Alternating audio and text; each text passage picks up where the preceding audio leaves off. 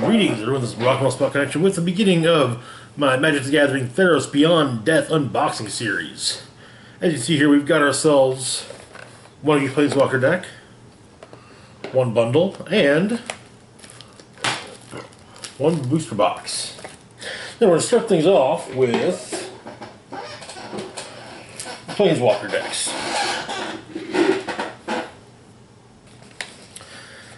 One focusing on new version of Elspeth. The other featuring a new version of Ashiok.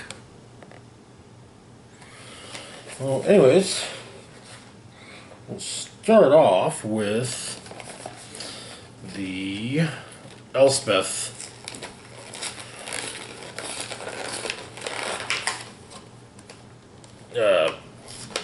Planeswalker deck.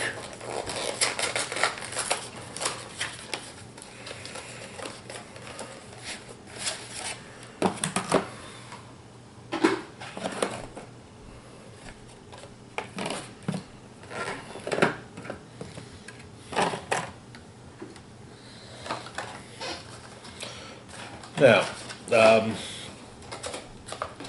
as I've done in previous unboxings, the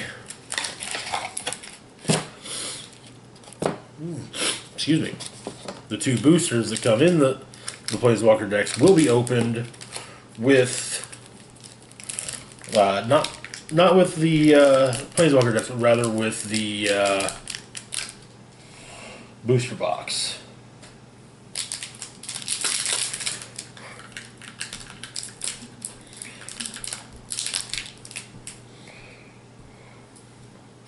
Alright. So, let's crack this bad boy open, shall we?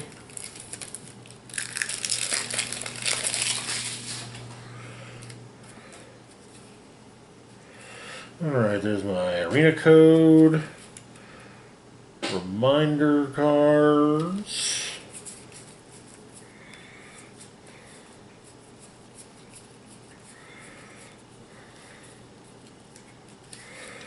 Okay.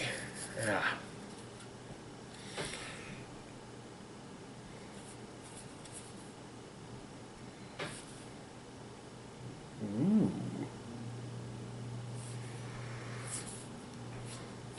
Okay, so first off, let's take a look at the Planeswalker for the deck. Elspeth, Undaunted Hero. Now, Elspeth is one of my favorite. Is honestly probably my favorite mono white Planeswalker. Though my favorite version of her is Elspeth Knight Errant, mainly because of the indestructible emblem that she grants. So Elspeth Undaunted Hero comes in at 2 colorless and 3 white, and starts off with 5 loyalty counters. Her Planeswalker abilities: if you add 2 Planeswalker loyalty counters, you can put a +1/+1 counter on each of up to 2 target creatures. Okay, all right.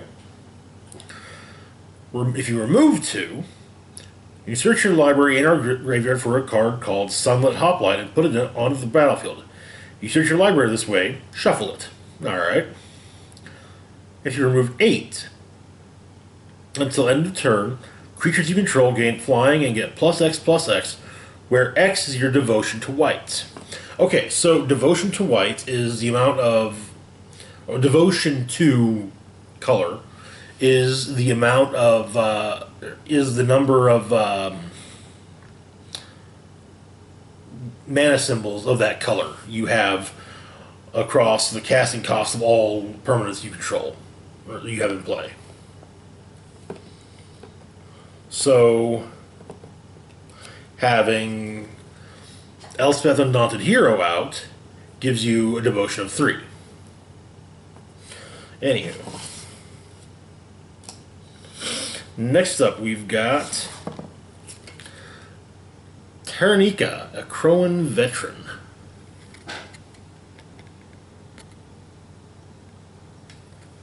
A 3/3 legendary human soldier for 1 colorless and 2 white with vigilance. And whenever she attacks, you get to untap another target creature you control. Until end of turn, that creature has base power and toughness 4/4 and gains indestructible. Whew. Man, that's nice. I like Tanika.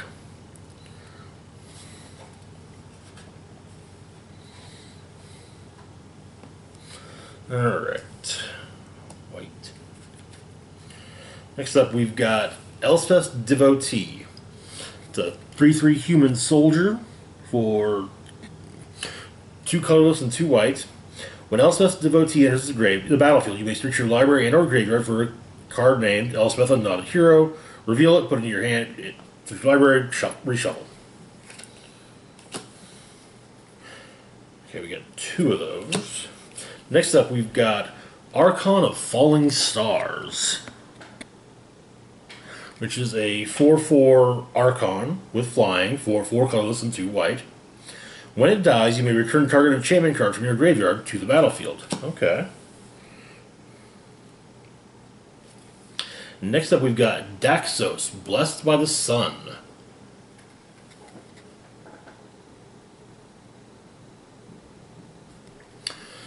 I like this, the look of it. Daxus is a legendary enchantment creature, a legendary enchantment demigod with power 2 and toughness equals your devotion to white, with a casting cost of 2 white. Whenever another creature you control enters the battlefield or dies, you gain 1 life. Okay, alright. Got another Archon of Falling Stars. Next up we got Daybreak Chimera. It's a 3/3 Chimera with flying for 3 colorless and 2 white. And it costs X colorless less to cast, where X is your devotion to white. Yeah, each white mana symbol in the mana costs of permanents you control counts towards your devotion to white. Another Daybreak. There are 3 Daybreak Chimeras. Next up we got Hero of the Winds. It's a 1/4 human soldier with flying for 3 colorless and 1 white. Whenever you cast a spell that targets Hero of the Winds, creatures you control get +1/+0 until end of turn. Okay. The Hero of the Winds. Ah. That's right, there were Leona in the last Theros block. Speaking of which, we've got Leona of the Lost Pride. 3/1 Cat Warrior for 1 colorless and 1 white. When Leona of the Lost Pride dies, exile target card from their opponent's graveyard. Okay, we get a full playset of those. Next up, we've got Eidolon of Inspiration. It's a 2/2 enchantment creature for 1 colorless and 2 white. At the beginning of combat on your turn, target creature you control gets +2/+0 until end of turn. Oof. We got 3 of those.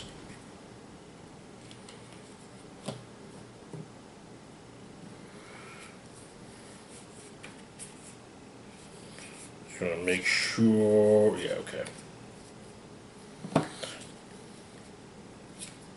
Next up, we've got Sunlit Hoplite. 2/1 human soldier for 1 colorless and 1 white. This is the creature you can tutor for with Elspeth. As long as it's your turn, Sunlit Hoplite has first strike. Sunlit Hoplite gets +1/+0 as long as you control an Elspeth Planeswalker.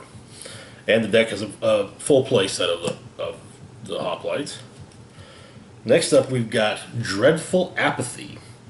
It's a creature enchantment for 2 colorless and 1 white.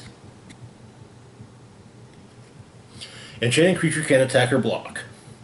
Then it can be, and for 2 colorless and 1 white, you can exile the enchanted creature. Okay. We got 3 of those. Next up, we've got Indomitable Will, which is popping up quite a bit anymore. It's a creature enchantment with flash for 1 colorless and 1 white. Flash, if you'll recall, allows a card to play as an instant.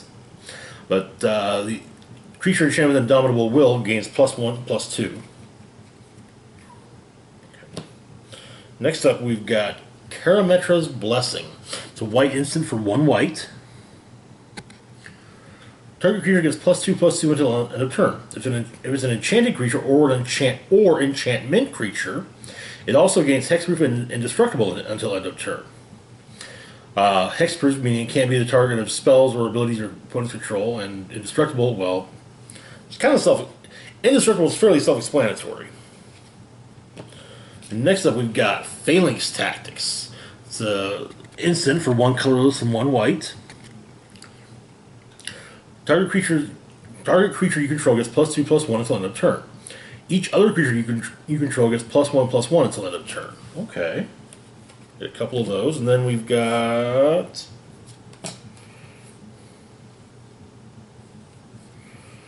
we only got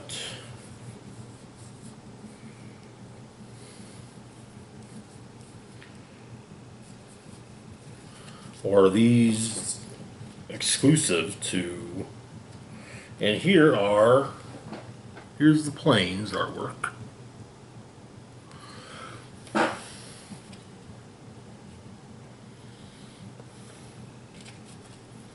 Which appear to be exclusive to the Planeswalker deck. Alright. So that is the Elspeth Planeswalker deck. Now we've got the Ashiok one.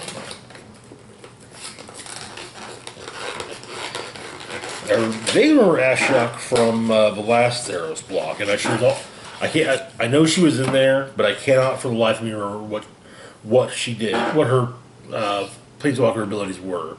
I also remember that her having been in War of the Spark, because, well, everybody was in War of the Spark. But she's not, I think that's been pretty much it until now.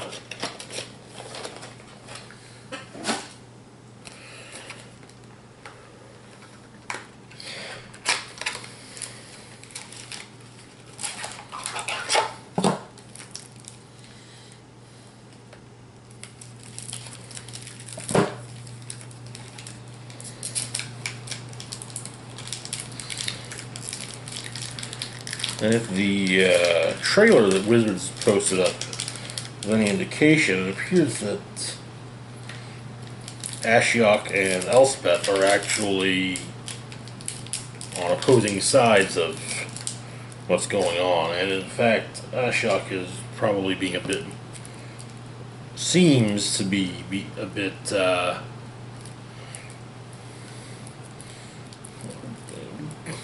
very much the villain, so to speak. Alright.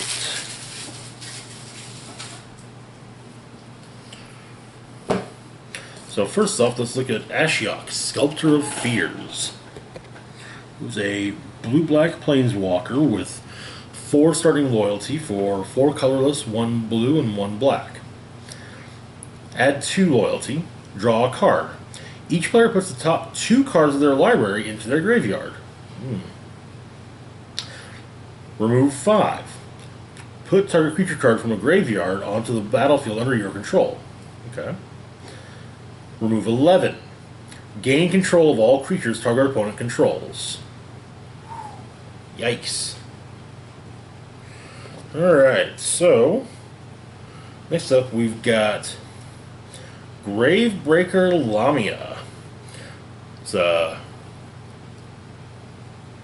4/4 enchantment snake. Snake Lamia for 4 colorless and 1 black. It's got lifelink, and when it enters the battlefield, search your library for a card, put it into your graveyard, then shuffle your library. Spells you cast from your graveyard cost 1 colorless mana less to cast. Next up, we've got Ashiok's Forerunner, a 3/3 human wizard with flash for 3 colorless, 1 blue, and 1 black. When Ashiok's Forerunner enters the battlefield, you may search your library and/or graveyard for a card named Ashiok Sculptor of Fears. Reveal it hand. If you search your library this way, shuffle it. We got 2 Ashiok's Forerunners. Next up, we've got Elite Instructor, 2/2 human wizard for 2 colorless and 1 blue. And when Elite Instructor enters the battlefield, draw a card, then discard a card. Okay.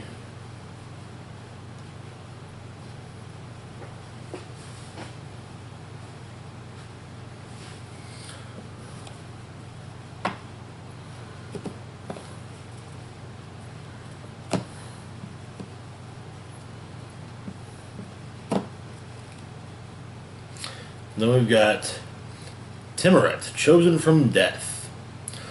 A legendary enchantment demigod for 2 black with power 2 and toughness equal to your devotion to black. For 1 colorless and 1 black, you may exile up to 2 target cards from graveyards. You gain 1 life for each creature card exiled this way. Okay. So we get our early Instructor. Oh, completely forgot to pull those out.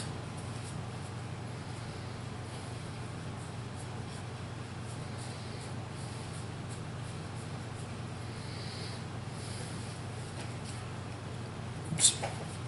Anyway, next up we've got Towering Wave Mystic, a 2/1 Merfolk wizard for 1 colorless and 1 blue. Whenever Towering Wave Mystic deals damage, target player puts that many cards from the top of their library into their graveyard. Ooh.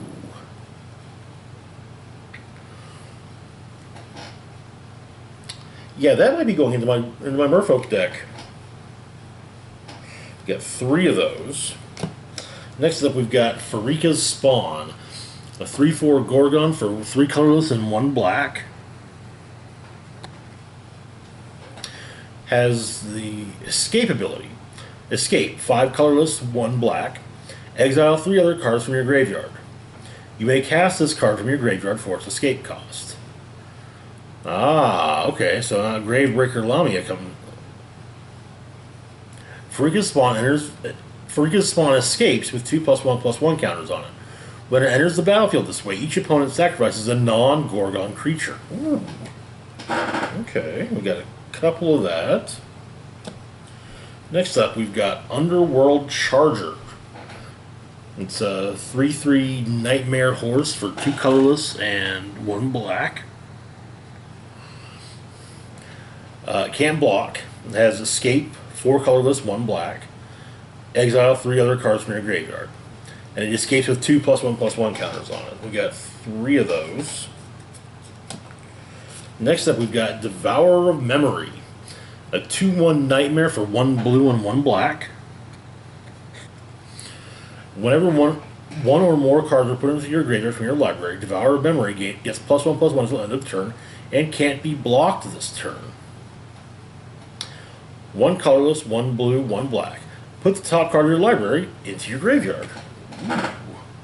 And we got 2 of those.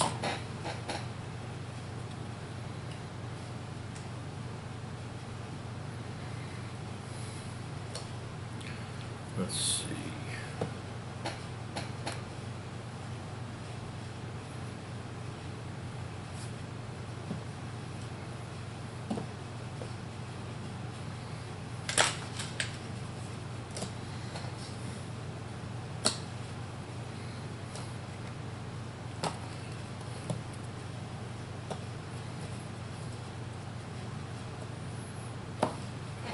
Next up, we've got Swimmer in Nightmares, a 1/4 Nightmare Merfolk for 2 colorless and 1 blue.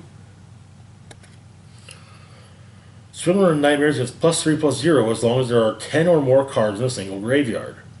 Can't be blocked as long as you control an Ashiok Planeswalker. Okay, we've got 3 of that. Next up, we've got Mind Rack Harpy, a 3/2 enchantment Harpy with flying for 3 colorless and 1 black. At the beginning of combat on your turn, each player puts the top 3 cards of their library into their graveyard. Each player. We got a full play set of that. Next up is Glimpse of Freedom. It's an instant for 1 colorless and 1 blue. Draw a card. Escape. 2 colorless, 1 blue. Exile 5 other cards from your graveyard. Oh my.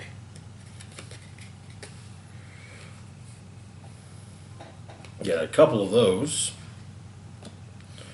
Next up is Sleep of the Dead. It's a sorcery for 1 blue. Tap target creature. Doesn't untap during its controller's next untap step. Escape, 2 colorless, 1 blue. Exile 3 other cards from your graveyard. Okay. Well, escape is definitely an interesting mechanic. Next up is Final Death.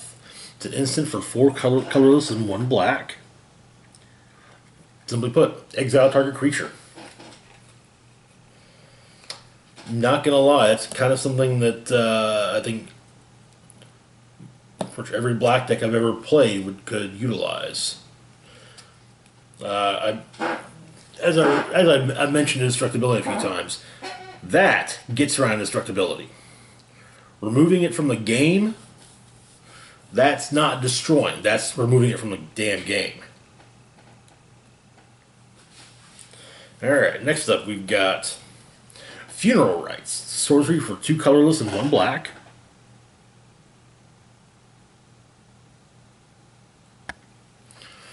You draw 2 cards, lose 2 life, and put the top 2 cards of your library into your graveyard. Okay. Not really my style. Next up we've got Mire's Grasp. It's a creature enchantment for 1 colorless and 1 black. The enchanted creature gets -3/-3. That can be useful. Okay, and here are our 2 island. Here's the 2 island artworks we've got.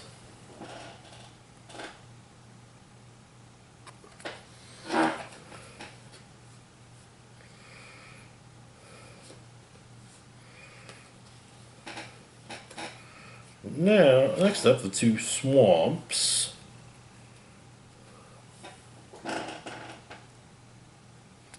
It looks like there may be some non-basic. Yeah.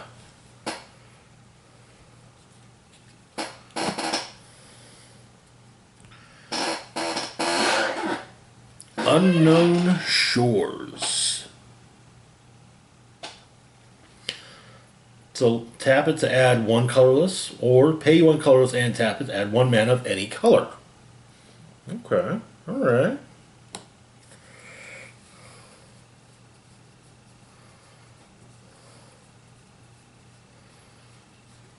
Okay, yeah.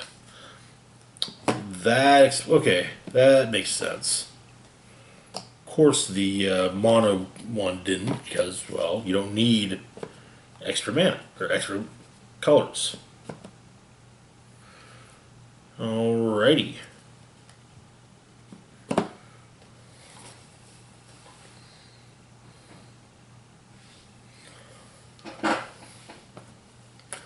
So that's it for now. We'll be following this up with opening of the bundle.